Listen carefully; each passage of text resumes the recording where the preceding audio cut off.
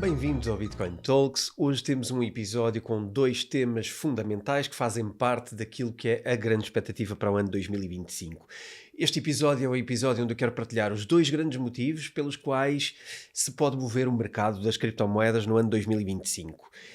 Mas um pouco antes de começar aqui os grandes temas do episódio, existe aqui um tema que eu acho que é... Existem alguns pequenos temas que têm a ver com o momento em criptomoedas e existem aqui uns pequenos temas que têm a ver com como avaliarmos ou como sentirmos alguns indicadores do mercado. E o primeiro tema, em modo de notícia, que me parece ser uma das notícias relevantes desta semana, é que a MGX, uma instituição da Abu Dhabi, investiu 2 bilhões comprando assim uma parte minoritária no exchange Binance, que eu acho que é uma notícia relevante, em primeiro lugar porque estamos a ver mais uma movimentação também relacionada com a Abu Dhabi relativamente a criptomoedas, portanto podemos perceber que naquela área do globo existe um interesse crescente nas temáticas que estão relacionadas com criptomoedas. E, por outro lado, também acho relevante porque é provavelmente um dos maiores negócios que foi feito em cripto e acontece com o maior exchange do mundo, o Binance. É relevante, não será relevante nem transformador naquilo que diz respeito à indústria cripto, mas acredito que pode ser algo que podemos começar a ver daqui para a frente. E é um bocadinho neste sentido que eu partilho esta notícia. Não é um tipo de movimentação que costumemos ver. Claro que sabemos que a Coinbase está cotada em bolsa no Nasdaq, portanto na bolsa de Nova York. Aliás, no Nasdaq e não no Dow Jones, portanto não fazendo aqui uma confusão.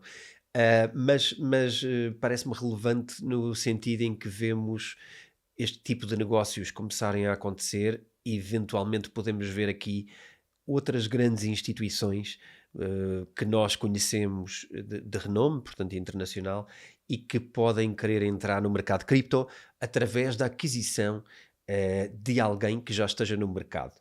Ok? Isto é algo que eu acho que vai acontecer e é por isso que eu queria trazer a importância. Não deixa de ser um grande número e não deixa de ser uma notícia interessante para criptomoedas também, para todo o ecossistema cripto, de um modo geral.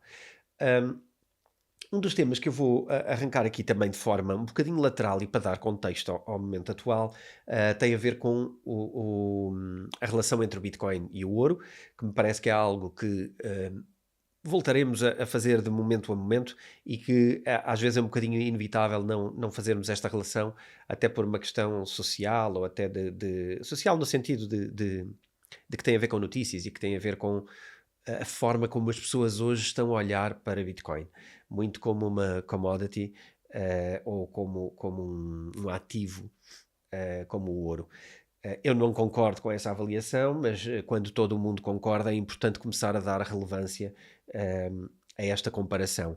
E, portanto, muitas vezes também aquilo que eu gostava de partilhar aqui é, independentemente daquilo que eu sei ou penso sobre um ativo como investidor, é importante também considerar sempre aquilo que o mundo vê quando olha para os ativos. Porque muitas vezes falamos com pessoas na área de cripto ou qualquer outra área, e muitas vezes o nosso conhecimento consegue ser prejudicial na medida em que, como temos um conhecimento muito profundo sobre uma matéria, estamos posicionados de uma maneira que pouca gente está.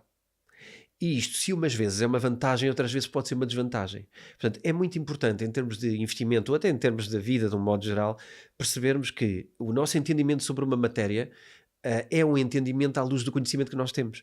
E, portanto, se todo o mundo perceber e vir ali uma coisa diferente, não adianta eu estar a ver aquilo, não adianta que eu veja que aquele ativo tem valor, se mais ninguém lhe vir valor. Portanto, eu aí posso muito bem comprar o ativo e ficar contente porque o tenho, mas não posso ter expectativa de que o mundo vá ter que perceber o mesmo valor que eu percebo nos mesmos ativos. E, portanto, quando nós estamos numa atitude de investimento e de valorização, é importante percebermos como é que o mundo olha para estas coisas, como é que a maioria olha para estas coisas, para que isso nos dê uma perspectiva em relação à nossa visão. A nossa visão é uma vantagem, não deixa de ter valor por causa disso, por estar ao contrário ou por estar de forma diferente das outras pessoas, mas é muito importante perceber o valor de mercado, porque o valor das coisas em mercado tem sempre a ver com a lei da procura, não é? E se a lei da procura não for intensa, se do lado da procura não houver intensidade, que significa que as pessoas de um modo geral não estão a valorizar aquele ativo da mesma maneira, então isto leva a que provavelmente não tenha aquele valor de mercado, não é? Portanto, quando falamos de mercados, é muito importante perceber que o mercado também é muito ditado pela visão geral. E entrando aqui na questão da Bitcoin versus o ouro, o que podemos ver é que o ouro tem feito uma descolagem aqui. Obviamente que a Bitcoin tem uma valorização muito mais rápida e muito maior do que o ouro nos últimos anos, mas agora com a Bitcoin a ter estes comportamentos um bocadinho lateralizados, não é? Está um bocadinho a lateralizar aqui entre os 80 e os 110 mil dólares nos últimos 12 meses. O ouro agora teve uma movimentação superior. O ouro é um comportamento expectável, talvez não nesta dimensão, mas é um comportamento expectável, porque sempre que existe tensão internacional a nível geopolítico, é natural que o ouro suba. Se olharmos para trás, para a história, isto acontece sempre. O mesmo aconteceria com Bitcoin, mas como Bitcoin está à luz de um conjunto de outras narrativas, acaba por, neste momento, não estar a capitalizar da mesma forma. Pronto, no entanto, fica aqui a explicação dos porquês, de porque é que Bitcoin eventualmente não está a fazer um percurso a acompanhar, porque Bitcoin vai tender sempre a ter uma volatilidade maior, um comportamento mais exagerado, quer antes, quer depois de o ouro ter esta subida. E, portanto, é apenas um dado de perspectiva e é apenas uma alimentação desta conversa e desta possibilidade de avaliarmos assim. Eu não acredito que o ouro vá se destacar e que a Bitcoin não acompanhe essa curva. Acredito perfeitamente que ainda este ano Bitcoin vai recuperar a posição e vai mostrar outro tipo de valores, mesmo em termos de mercado. Outro tipo de preço, digamos assim. Sobre outro ponto interessante também dos mercados e dos preços em si, não costuma ser, e quem segue o Bitcoin Talk sabe que isto não costuma ser o registro principal e não é o registro principal do nosso deste podcast, mas na mesma interessa-me dizer que em termos de valores de volume de venda, uma coisa que podemos ver agora com tentativas ou possibilidades de ter uma baixa de valor mais significativa, portanto, nós estamos com uma quebra de cerca de 20 e qualquer coisa por cento em relação ao all-time high dos 109 mil dólares. Esta queda também é uma queda comum. Em termos de ciclo, isto é algo que acontece normalmente. Aliás, no último ciclo eu creio que foi mais perto dos 30% do que dos 20 e poucos que estamos agora. Agora, se fizermos essa comparação relativamente aos 30% e se procurarmos ali uma margem de preço entre os 70k e 80k, portanto 70 a 80 mil dólares, já uma coisa que podemos perceber é que o mercado, quando tende para ali, a oferta reduz-se brutalmente. Existe uma queda muito grande no nível de oferta. Isto significa que há uma resistência grande nestas áreas de preço e que, portanto, chegando a esses valores, são sustentações grandes. Portanto, existe pouca disponibilidade das pessoas em venderem Bitcoin nas margens de 70 mil a 80 mil euros. E pronto, isto é um dado que vale o que vale. Mas não deixa de ser também um bocadinho um guia para quem não tenha tanto contacto com as criptomoedas, e eu tenho tentado fazer um bocadinho este esforço. Nós temos a comunidade do Bitcoin Talks que durante todo o dia e toda a semana troca informação e constantemente as pessoas comentam e tem a suporte de uma comunidade de mais de 200 pessoas, onde todas acabam por se entreajudar relativamente a navegar o mercado, relativamente a esta capacidade de trocar opiniões e podermos ganhar aqui alguma segurança relativamente ao que estamos a fazer. Para quem só segue o podcast, não tem tanto suporte e de vez em quando é interessante passar-vos aqui também alguma ajuda no que diz respeito a como é que podem pensar o mercado e como é que nós estamos a pensar o mercado dentro da comunidade do Bitcoin Talks. Para quem não conhece a comunidade do Bitcoin Talks, é seguir aqui na descrição, tem um link onde pode conhecer as condições e tudo o que fazemos dentro da comunidade. Sobre outro tema que eu queria ainda tocar, antes dos dois grandes motivos, os dois grandes condicionantes do mercado de 2025. É outro indicador também que costuma ser relevante olhar para, e que se chama a dominância de Bitcoin. Uma coisa que agora faz sentido partilhar, esta acaba por ser partilhar num sentido e depois no outro. Em primeiro lugar, num sentido em que Bitcoin continua com uma grande dominância em termos do mercado cripto, e a dominância significa de todo o dinheiro cripto, que percentagem é que está em Bitcoin e que percentagem é que está em todas as outras criptomoedas, e a dominância costuma ser um indicador que tem a ver com a alt season, ok? e que, portanto, tem a ver com uma subida das outras criptomoedas de um modo geral. Normalmente, a alt-season acontece quando a dominância de Bitcoin reduz drasticamente e aí as altcoins começam a subir para valores muito altos. O que acontece neste momento é que a dominância de Bitcoin reduziu, pouco, mas reduziu, especialmente comparando, por exemplo, com o fevereiro passado, que estava com 64,3% de dominância e agora está com 61,6% de dominância. Portanto, temos aqui uma quebra, se calhar de 5%, 6%, em termos da dominância total, portanto, dentro da dominância. Relativamente ao que tínhamos em fevereiro. Não é ainda um grande indicador, mas está a perder dominância no mercado. O que é que eu quero agora abordar? Este tema que estávamos a falar sobre a dominância e mesmo o tema do valor total de dólares em todo o mercado cripto tem duas questões que este ano 2025 vão ser os grandes determinantes do mercado.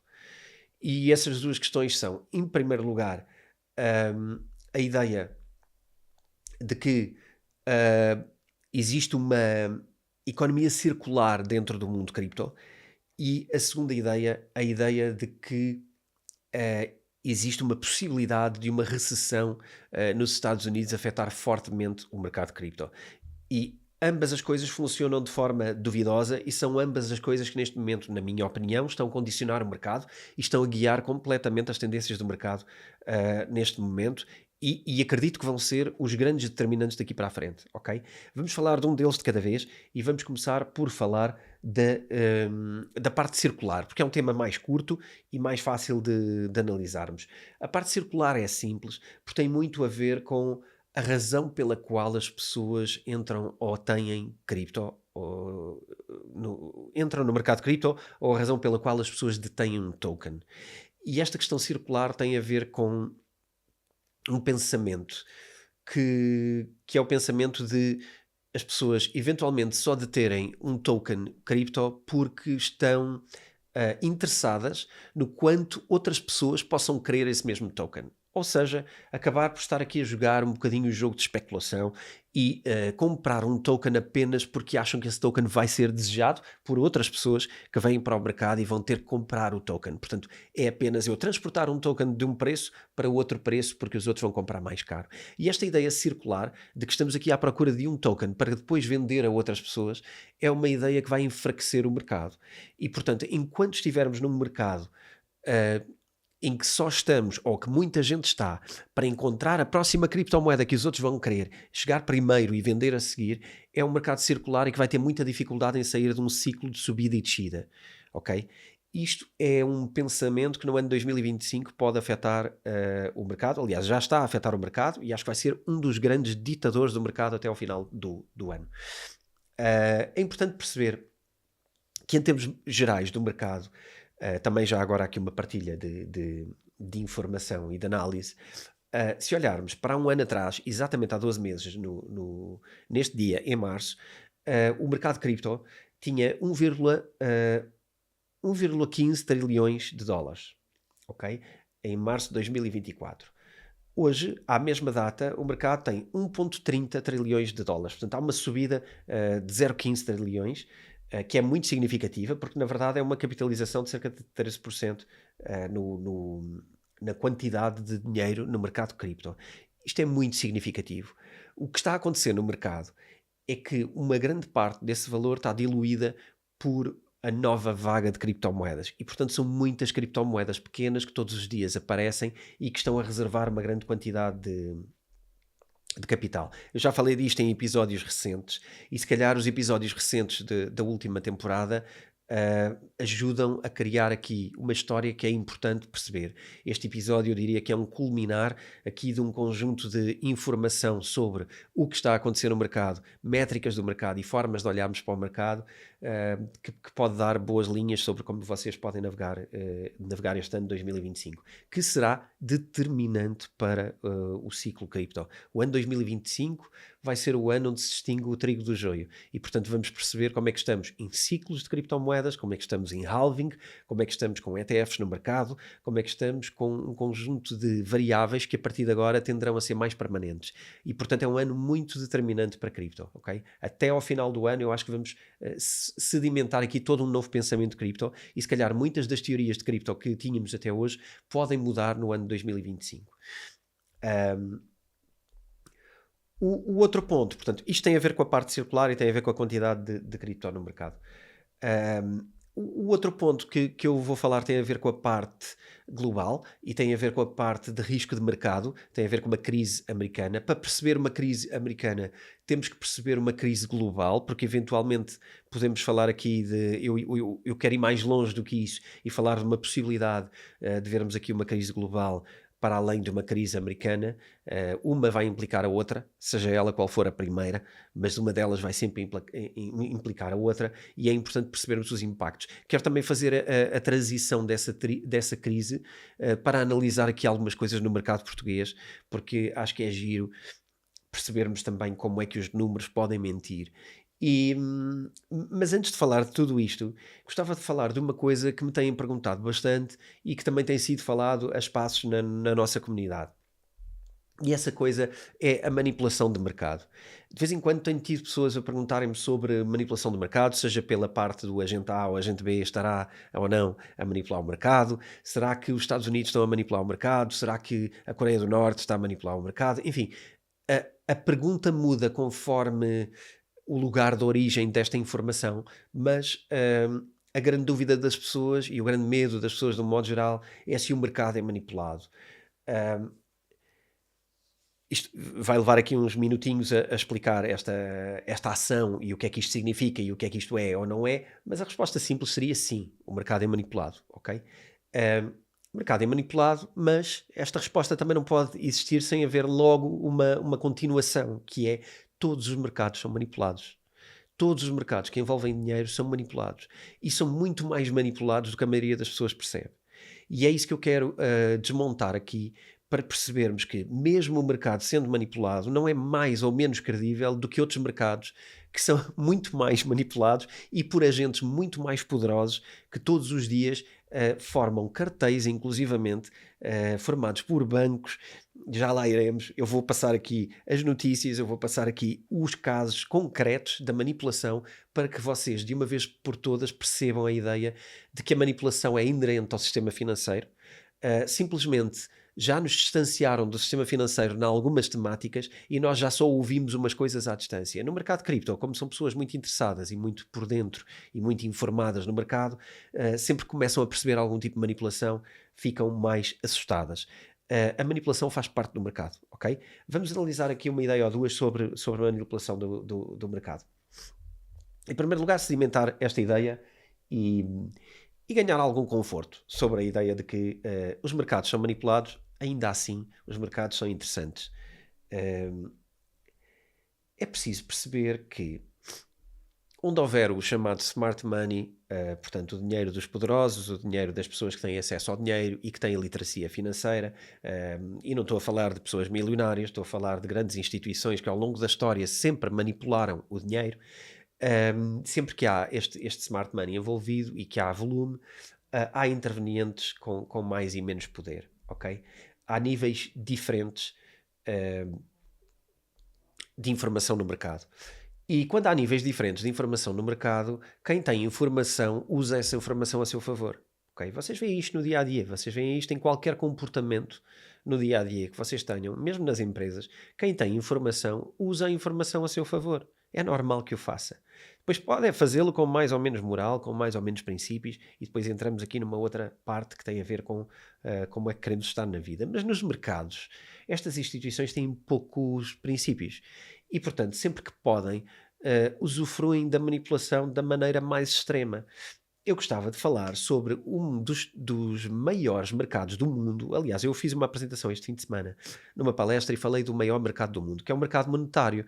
É o mercado de Forex, portanto, de Foreign Exchange, de câmbio de moedas governamentais. Esse é o maior mercado do mundo, que movimenta mais de 7 bilhões por dia. Esse mercado foi de tal forma manipulado que a União Europeia, em 2019, ou 2020, 2019, em maio de 2019, tive que recorrer aqui à minha nota, multou este conjunto de bancos. São 5 bancos que foram multados, alguns dos maiores bancos da atualidade, entre eles o JP Morgan e o Citibank. Multou, portanto, a União Europeia multou em 1 bilhão estes bancos por formarem um cartel em foreign exchange para manipular o mercado. E isto foi um mercado manipulado em 11 moedas governamentais, entre elas o euro, o dólar e a libra. Portanto, são moedas que todos os dias é feito trade em Forex, é suposto ser um mercado regulado, mas aparentemente não é regulado o suficiente para que um cartel de bancos não se possa juntar e entre eles combinar estratégias de investimento que os beneficia a eles e prejudica todo o resto do mercado. Nesta multa que podem encontrar aqui, eu deixo aqui estes prints onde podem ver a notícia, que é para aqueles mais céticos poderem ver que está documentado. E então podem ver que o Citibank foi o banco que levou a maior multa e o UBS, o banco suíço, não foi multado simplesmente porque fazia parte do cartel, mas foi ele que denunciou. Eu não sei se isto é melhor ou pior, mas a verdade é que o UBS, um banco da Suíça, esteve no esquema, acabou por deixar de estar e denunciou o esquema e, portanto, por isto foi-lhe perdoada a multa. Os outros 5 bancos totalizaram uma multa de 1 bilhão, que foi há poucos anos. Queria também completar isto a dizer que esta manipulação aconteceu durante 6 anos. E só foi descoberta porque alguém meteu a boca no trombone e decidiu denunciar os colegas que estavam no cartel.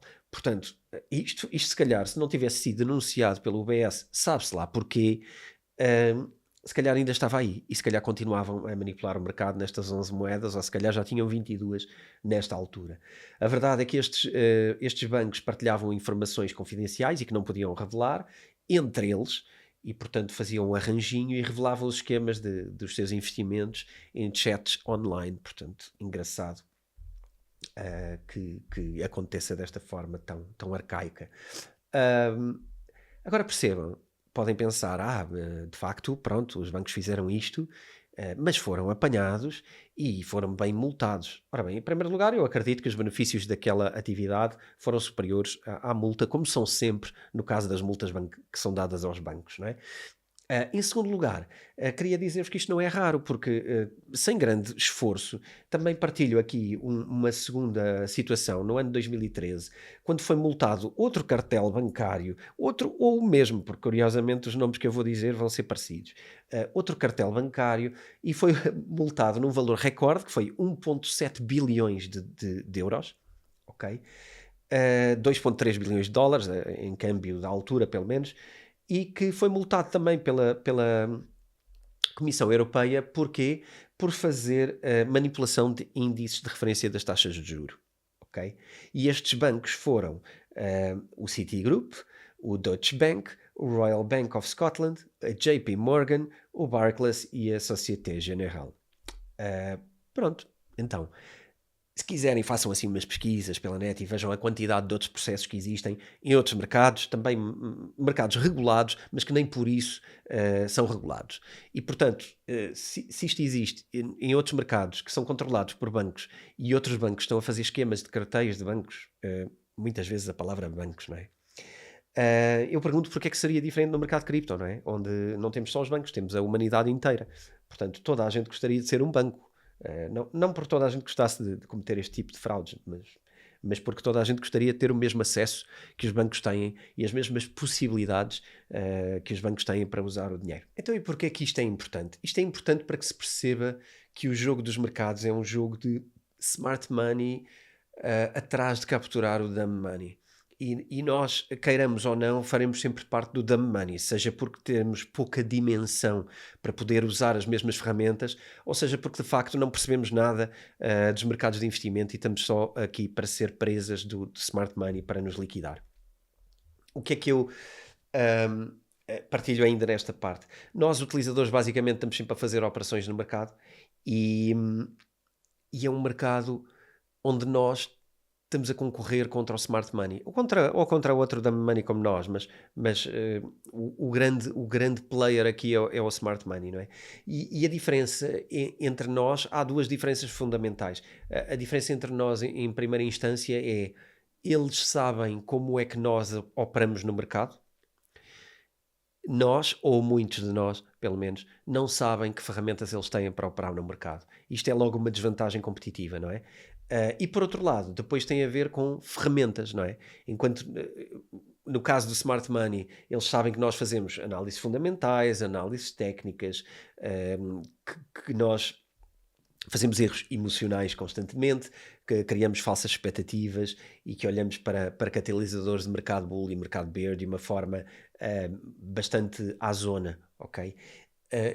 E sabendo isto dá-lhes as ferramentas de poder colocar gatilhos em cada uma destas nossas reações, seja porque conseguem manipular mercados para colocar-nos do lado errado das análises técnicas, porque fazemos erros emocionais, então é importante criar aqui alguma instabilidade emocional para garantir que nós erramos e que também criamos falsas expectativas com a informação que depois não é sublinhada pela realidade e depois criar aqui ilusões de catalisadores que podem ou não acontecer. Entretanto, do outro lado, não só têm estas capacidades de criar estas situações, como também usam algoritmos.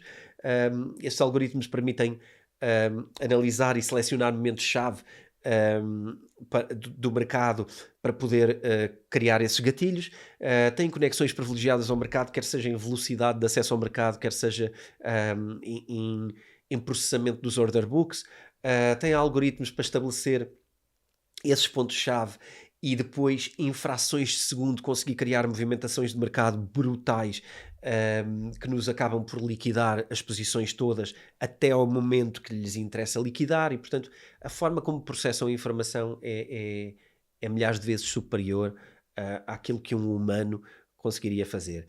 E, portanto, a ideia que eu queria deixar aqui clara é: não existe muita forma de bater no curto prazo e no trading, bater o smart money, porque as ferramentas de um e do outro são completamente diferentes. Agora, existe sim esta ideia, e é por isso que eu partilho esta ideia de procurar sempre o investimento de longo prazo. Porquê? Porque no longo prazo todas estas coisas tendem a ter um peso muito menor. No longo prazo, o jogo não é um jogo tão controlado. O jogo no longo prazo tem muito mais a ver com o ativo em si e com a perspectiva para o ativo, com uma coisa mais real. E portanto o jogo fica muito mais equilibrado, porque no longo prazo torna-se mais fácil de bater o smart money.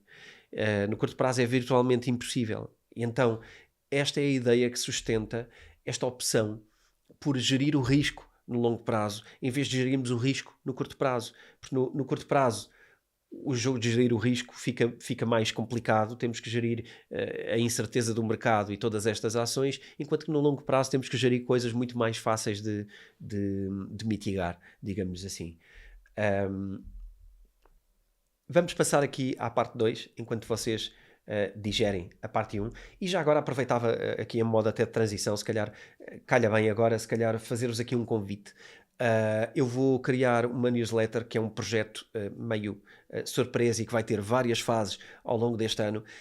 E esta newsletter servirá para vários propósitos, mas neste momento eu queria criar, num projeto inicial, quero criar uma sequência de e-mails que vocês recebem se subscreverem a minha newsletter, e esta sequência de e-mails vai se focar em dar algumas ferramentas base para criar uma estratégia ou começar a criar uma estratégia de investimento em criptomoedas para o longo prazo. É uma sequência de vários e-mails que começam a receber a partir do momento que subscrevem e vai partilhar algumas ideias que ajudam no mindset e na criação desta estratégia de investimentos em cripto de longo prazo. Este projeto tem uma duração de cerca de 2 meses e, portanto, vocês, se subscreverem agora, começarão a receber essa newsletter durante as próximas semanas. Fica aqui o convite, eu vou deixar-vos o link aqui para subscreverem a newsletter e espero que também seja uma ajuda para os investimentos. Não será tão relevante, já agora completando, não será tão relevante para quem, por exemplo, já tirou a minha mentoria do CryptoMaster 365, mas é um bom ponto de partida, especialmente para quem quer dar os primeiros passos e quer começar já a aprender alguma coisa semana a semana. Ok, vamos à segunda parte. Eu disse que isto tinha a ver com 2 grandes tópicos e 2 grandes influencers do mercado, e este é a crise americana, mas que eu prefiro transformar quase na ideia da crise mundial. Então vamos ver aqui 2 coisas. Vou aqui colocar os óculos e também convidar-vos, se vocês estiverem na parte do YouTube, portanto se estiverem com vídeo, a poderem ver aqui o que eu vou analisar em gráfico, mas eu também vou verbalmente tentar ser o mais completo possível. Então, se nós analisarmos para perceber um bocadinho sobre as crises, se nós analisarmos aqui um gráfico que tem a ver com o PIB mundial, este PIB mundial permite-nos perceber uma tendência.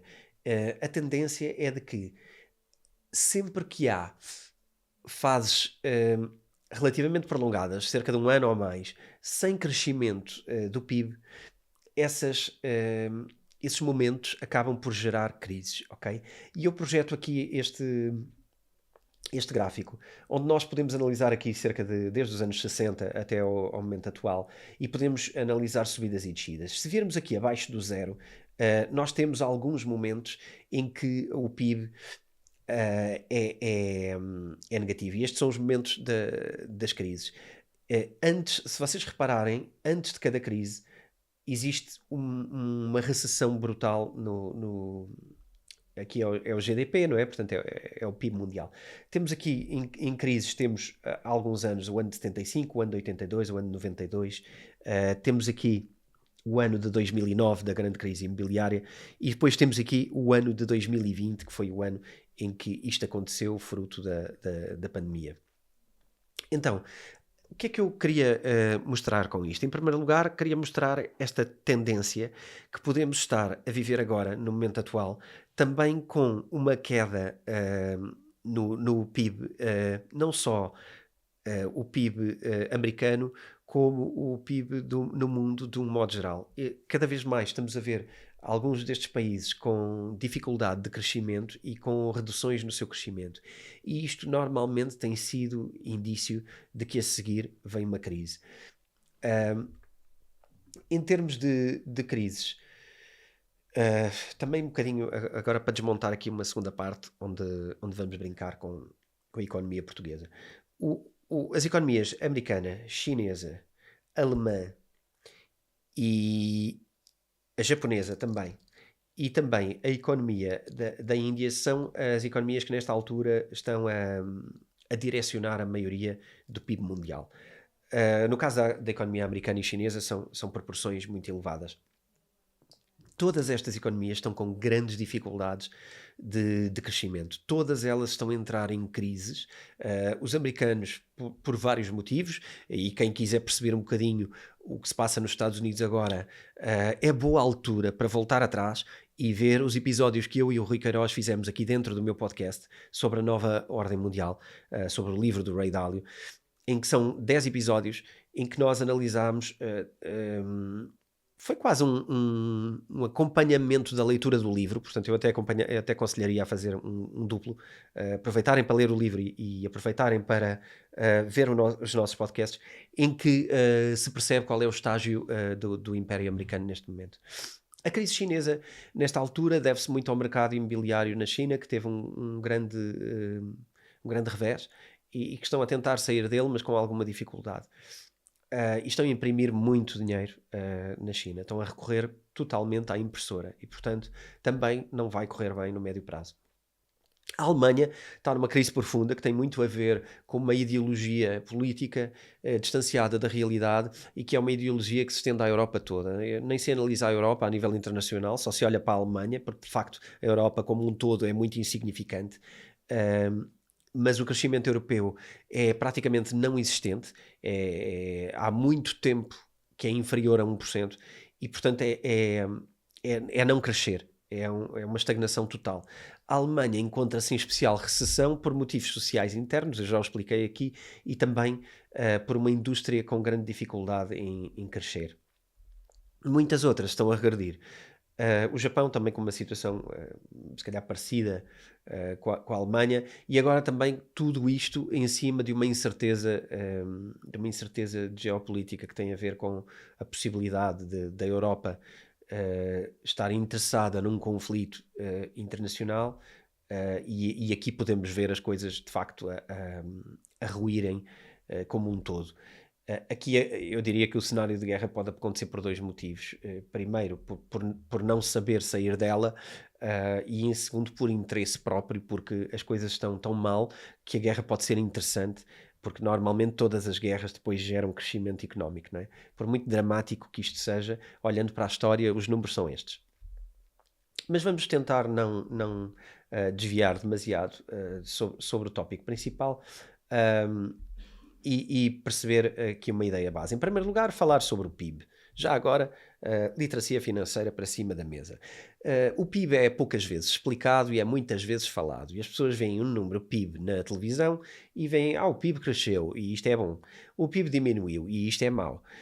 Mas o PIB, na verdade, ninguém está muito atento a como é que ele é construído. Então, já agora, aproveito para partilhar aqui como é que é composto o PIB. O PIB é o consumo interno, mais o investimento privado, mais os gastos do governo, mais as exportações líquidas de importações. Quer isto dizer, exportações a somar, importações a diminuir, o balanço é exportações líquidas de importações.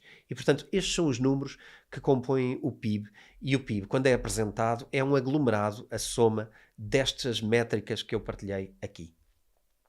E aquilo que eu gostava de analisar aqui vamos lá a cada um deles mais devagarinho e tentar perceber que cenário é que pode ser enganoso quando olhamos para o PIB. Já agora, isto para vos dar também aqui uma ferramenta e, enfim, trazer verdadeiro valor aqui no podcast. Então é assim, vamos imaginar um cenário em que o governo apresenta um crescimento do PIB. Mas, se o governo imprimiu dinheiro e gastar esse dinheiro mal gasto em despesas do Estado, portanto em despesa, gastos governamentais, se o governo aumentar os gastos governamentais, ele está a subir o PIB.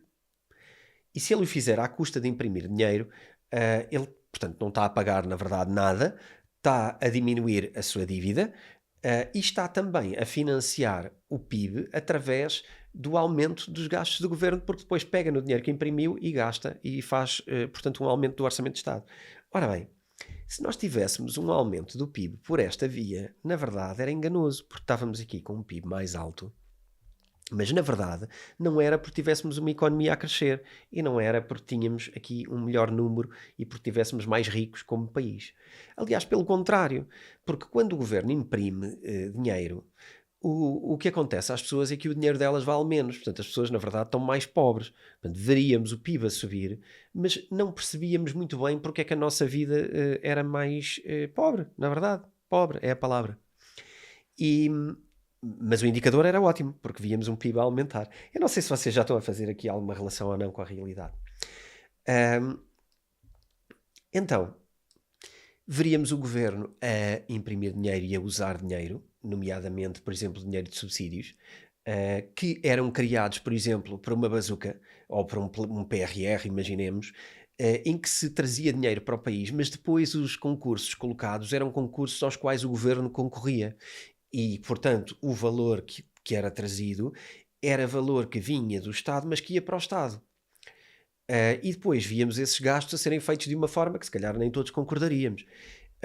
Resultado, era engraçado, as pessoas mais pobres porque se imprimia dinheiro, o governo a gastar dinheiro com muito mais facilidade em coisas supérfluas que se calhar não traziam nada para a economia, que não geravam mais consumo, que não geravam mais investimento, mas que faziam aqui uma coisa circular e colocavam o governo também numa posição interessante, porque a dívida diminuía e porque estava muito mais à vontade para, para gastar o dinheiro mal gasto, que é algo que muitas vezes acontece. Outra coisa engraçada é que também gerava inflação. Porque ao imprimir dinheiro as coisas ficam mais caras. Portanto, eu não estou aqui a comparar o PIB nominal com o PIB real, mas a verdade é que o PIB nominal tenderia a crescer. Embora o que é apresentado nas televisões é a regra geral o PIB real. Portanto, aí não está a inflação, é descontado da inflação. Mas na mesma não deixa de ser um caso que na verdade isto ia aumentar o preço geral. Então, pronto, deixo esta reflexão para vocês, mas queria partilhar aqui alguns números e aqui vou precisar de pôr aqui os meus óculos para partilhar alguns números nacionais. Às vezes vocês vêm-me falar muito sobre economia externa e economia mundial e não falo tanto sobre a economia nacional. Então vamos lá. O PIB em Portugal teve um crescimento de menos 8% no ano 2020, portanto teve um decréscimo, e é normal, isto aconteceu em muitos lados por causa do Covid, portanto da pandemia. Depois, no ano 2021 tivemos um crescimento de 5%, portanto uma recuperação que mesmo assim não recuperou tudo o que perdemos no ano 2020. Depois tivemos um crescimento de 7% e aqui sim aproximou-se quase de uma recuperação, ainda não total, sobre o perdido no ano 2020. Portanto, no final do ano 2022 ainda não tínhamos recuperado tudo sobre o ano 2020, porque é preciso o dobro do crescimento para repor aquilo que se perde numa queda, não é? Portanto, uma queda de 8% precisa de 16% de crescimento, não cresceu isso tudo, e portanto até hoje ainda não cresceu tudo. No ano 2023 cresceu mais 2,5%, e no ano 2024 cresceu mais 1,9%. Agora, esta é a primeira tabela que eu partilho aqui. A segunda tabela que eu partilho aqui é o consumo privado, que é outro dos componentes, não é? Portanto, para este PIB crescer ou decrescer isto, houve o seguinte comportamento do consumo privado. O consumo privado representava 65% do PIB, depois passou a representar 66,5%, depois passou a representar 65,8%, depois 64,5%, depois 63%. Portanto, não variou muito o peso do o consumo privado dentro do PIB, não variou por aí além. Depois, portanto, em termos de peso do PIB. Depois temos aqui o investimento. E podemos pensar, como é que será que está o investimento em Portugal nos últimos 4 ou 5 anos? Há crescimento, não há crescimento? O investimento é provavelmente aquele que no futuro pode levar a melhores resultados, não é? Portanto, como é que está o investimento? 2019, 17%, 2020, 16,5%, 2021, 17,2%, 2022, 18% e 2023, 18,5%. Portanto, de um modo geral, podemos ver aqui um crescimento de cerca de 1% ao longo deste tempo todo. O investimento cresceu a cerca de 1% ao longo de 5 anos. E depois vemos as exportações líquidas. Vamos lá ver se nós estamos a exportar mais ou não ao longo dos anos. Então, em 2019, menos 0,5%, em 2020, menos 1%, em 2021, menos 0,8%, em 2022, 0,2%, positivo, finalmente, em 2023, 0,5% positivo. Portanto, não há aqui grande peso das exportações líquidas no nosso PIB. Não é mesmo quase nada, na verdade. E até agora os dados também têm variado pouco, não é? Ao longo dos anos. Vamos ver o último que falta, que é a despesa pública. Então, em termos de despesa pública, temos no primeiro ano parte de um número, portanto, 98 mil milhões. Depois temos um crescimento de 7% em 2020, um crescimento de 3% da despesa pública, 3,3% na verdade, em 2021, um crescimento de 3,6% em 2022 e um crescimento de 2,3% em 2023. Portanto, claramente, o dado mais sólido, parece-me, de crescimento do PIB, destes elementos todos do PIB, o crescimento mais sólido de todos foi o da despesa pública, em que vemos aqui um aumento sustentado todos os anos, ano sobre ano, sempre com aumentos e nunca com nenhuma regressão. E depois podemos ver aqui uma notícia que eu gostava de projetar aqui também, que é uma notícia do líder do Banco de Portugal, de Mário Centeno, a dizer que, a explicar esta revisão do PIB, que é, portanto, um aumento histórico, de revisão em alta, e temos um aumento histórico do PIB, e diz o Banco Central que, a explicar esta revisão em alta, a autoridade liderada por Mário Centeno aponta a maior expansão orçamental associada à inclusão de novas medidas fiscais e ao aumento da despesa pública, assim como à recalendarização das despesas no âmbito de PRR, Plano de Recuperação e Resiliência. Portanto, para bom entendedor que lesse bem a notícia no seu interior, e eu não estou aqui com a melhor forma de apresentar esta notícia, mas vocês percebem, e é só montar as peças. A notícia, no seu título, diz PIB com revisão em alta, rendimento disponível, tem um aumento histórico.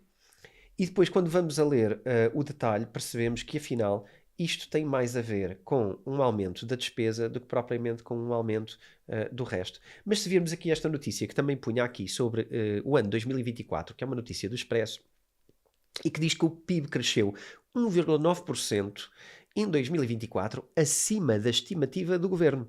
A economia acelerou no final do ano, é o que se diz aqui. Ora bem, acelerou fundamentalmente para a despesa, porque em termos de consumo, como é óbvio, acelera sempre no final do ano, porque é Natal e também gostamos de consumir no Natal, mas a verdade é que eu já vos mostrei os dados do consumo e já vos mostrei os dados de cada um destes indicadores. Mas se isto não bastar, podemos ir ver também aqui a despesa do ano 2024, em que eu queria partilhar aqui um dado muito engraçado que diz que, e isto é um print também do Conselho das Finanças Públicas, e que diz no meio de um texto o seguinte: o peso da despesa pública no PIB deverá aumentar de 42,6% em 2023 para 44,5% em 2024. Portanto, isto prevê que a despesa cresça 9%, mais do dobro do PIB nominal, que cresce 4,4%. Portanto, o que é que isto significa? Que não só cresce o PIB nominal, que é um número que está aqui, mas cresce no dobro disso, cresce a despesa. E, portanto, eu acho que isto também é interessante perceber que o peso da despesa é um peso crescente dentro do peso do PIB, ok? Pronto, fica aqui esta ideia. Existem mais dados e vocês podem consultar mais dados e eventualmente eu hei de voltar a este tema também com mais interesse sobre os dados. Mas queria passar-vos esta informação na medida em que não dá para perceber de economia porque lemos as gordas dos jornais, ou porque vemos televisão, ou porque ouvimos um programa de rádio sobre a economia. Infelizmente, este detalhe sobre aquilo que são os indicadores que estão dentro, uh, dos indicadores que vos mostram, ou seja, só vos mostram pela rama o indicador principal, e os indicadores que estão lá dentro não são normalmente desmontados. E, portanto, muitas vezes a montanha pariu um rato, não é? Muitas vezes aquilo que aparece é muito pequeno e é enganoso face àquilo que está verdadeiramente a acontecer dentro do grande número que vos mostram e que é sonante. E porquê é que eu faço esta atenção a tentarmos escrutinar um bocadinho mais os dados que nos apresentam? Porque importante é termos espírito crítico. Importante para podermos interpretar como é que vai a economia de um país ou como é que estamos a gerir o país é vermos detalhadamente os números lá dentro. Eu sei que nem toda a gente tem o mesmo background financeiro, mas estas pequenas coisas que eu vou partilhando aqui são coisas que nós podemos perfeitamente aprender, sejamos de que área for. Nós podemos ser arquitetos, podemos ser designers, podemos ser qualquer profissão que seja, por menos relacionada, que esteja com números e com economia, podemos aprender estas coisas de uma forma relativamente simples. Não será do interesse de toda a gente estudar economia, mas a partir do momento que percebemos que o fruto do nosso trabalho é um dado económico,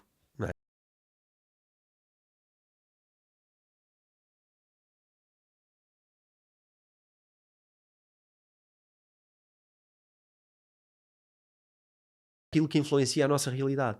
Porque se todos tivéssemos esta consciência, aqui sim estávamos a subir aquela coisa que toda a gente agora gosta de falar, que é a literacia financeira. A literacia financeira não é mais do que isto. É começar a aprender pequenas coisas, mas acima de tudo é ter um espírito crítico muito grande sobre aquilo que nos apresentam e não comer qualquer coisa. Não ficarmos satisfeitos só com aquele primeiro número que nos aparece na televisão. Até porque muitas vezes os próprios jornalistas que os apresentam não sabem apresentá-los porque não sabem o que é que eles significam. E acabam por dizer aquele número que está ali, mas depois, se completarem com alguma coisa, é uma coisa muito vazia, porque não sabem, na verdade, o que é que estão a falar sobre. Aliás, seria interessante se tivéssemos depois alguma capacidade desses números serem desmontados, e isto sim seria interessante ter no jornalismo e ter na comunicação um desmontar de números que pudesse até pôr em causa para ajudar as pessoas a avaliar o trabalho que está a ser feito ao longo dos anos em Portugal, não é?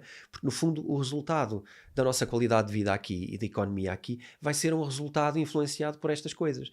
E se calhar se um número parece bonito quando apresentamos que é um número positivo e que até crescemos mais do que a média da Europa, isto tem sido falado em Portugal, se calhar aquilo parece uma outra coisa, não é? Mas quando formos ver o detalhe, se calhar não é assim tão vantajoso para as pessoas. Então talvez aí seja a justificação para nós não termos uma qualidade de vida tão melhor quanto aquilo que parece à Europa. Eu recentemente estive em conversa com algumas pessoas de outros países europeus que estão a achar incrível o que estamos a fazer em Portugal e estão com uma ideia de que Portugal, em termos económicos e em termos de qualidade de vida, tem vindo a melhorar brutalmente. E acredito que a maioria dos portugueses não sente isso. E, portanto, esta falta de conexão está nos detalhes, está naquilo que não é explicado. E está naquela literacia financeira que nós precisamos de ter como cidadãos e até como pessoas que querem ter uma boa reforma ao longo da vida. Se eu puder ajudar nisso de alguma maneira com o Bitcoin Talks, estou a fazê-lo. E estou a tentar encorajar-vos a todos a que tentem saber mais e aprender mais por estes caminhos da intenção de ensinar que nós trazemos. Não só eu, mas a minha equipa toda. Não só eu e a minha equipa como Bitcoin Talks, como eu na minha equipa na School of Self, como eu na minha equipa e a minha equipa na editora Self, que aliás tem um dos melhores catálogos em Portugal, provavelmente o melhor catálogo em Portugal na área de literacia financeira. Portanto, se isto vos puder de alguma maneira ajudar a pautar e a levar a vida financeira para um lado melhor, missão cumprida, ok? Acredito que só não ajudará a quem não quiser, experimentar ou tentar melhorar isto. E, portanto, a informação está aqui, está disponível e nós estamos cá para isso. Em termos de mercado de cripto, vamos lá voltar aqui, fazer um wrap-up para não ser só uma questão económica internacional. O mercado de cripto está muito sujeito a esta questão da crise e de uma crise americana bastante inevitável da qual temos vindo a falar, e também desta tensão internacional.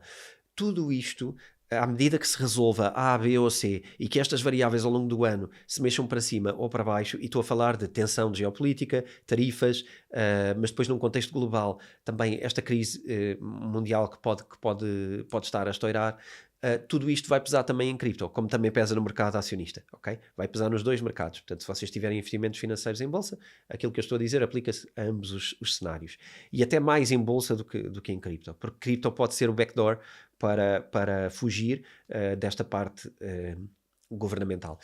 E, portanto, estarmos atentos a isto é estarmos a tentar perceber o que é que vai acontecer. Eu acredito que até ao último trimestre vamos estar aqui em grandes dúvidas sobre o que é que vai acontecer ao mercado cripto, mas também é para isso que nós temos continuado aqui com o Bitcoin Talks, e é para isso que temos a nossa comunidade, é para irmos acompanhando e tentar tirar as melhores conclusões possíveis, o mais rápido possível, para estarmos dentro do processo positivo.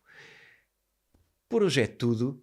Levem estas ideias e especialmente esta parte de mentalidade. Acho que é importante espalhar às outras pessoas, porque muitas vezes as pessoas acham até que falar sobre dinheiro parece de pessoas. Eu este fim de semana dei uma palestra para um grupo e entre o grupo as pessoas comentavam: epá, às vezes temos dificuldade em falar de dinheiro com outras pessoas e sobre investimentos, porque as pessoas parece que não gostam de falar sobre investimentos ou sobre dinheiro e depois acham que os outros só pensam em dinheiro e fica aquela conotação negativa. eu acho que precisamos de mudar este sentimento em relação ao dinheiro, em relação a ganhar dinheiro, em relação a investir. É preciso mudar esta conotação que está muitas vezes relacionada com ganância, quando não se trata disso. Trata-se apenas de procurar melhor, tirar o fruto melhor possível dos nossos investimentos. E é isto que eu vos aconselho. Olhem para isto de uma forma saudável. Se calhar tentem também mostrar aos outros que isto não tem a ver com ganância, não tem a ver com ser melhor que os outros, tem a ver com fazer o melhor possível com o fruto do nosso trabalho, que é merecido e que acho que deve ser também apetecido. Por hoje é tudo.